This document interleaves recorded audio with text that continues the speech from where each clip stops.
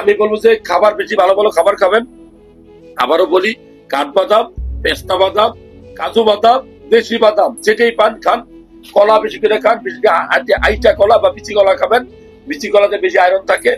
আপনি অবশ্যই ডেলি না হলেও সপ্তাহে 2-3 দিন আপেল খাওয়ার চেষ্টা করবেন। পেয়ারা খাবেন প্রত্যেকটা দিন।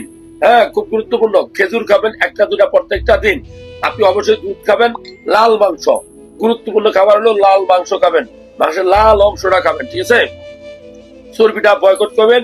আপনি আপনারা আমরা বলি যে ব্ল্যাক কফি, মানে সরাসরি কফি খাবেন, ঠিক আছে? চিনি দিবেন না, দুধ দিবেন না। তারপরে আপনি বিটরুট খাবেন। এই খাবারগুলো খাবেন। আর ওষুধের কথা যদি বলি, অ্যাস্ট্রাজেনথিন খান।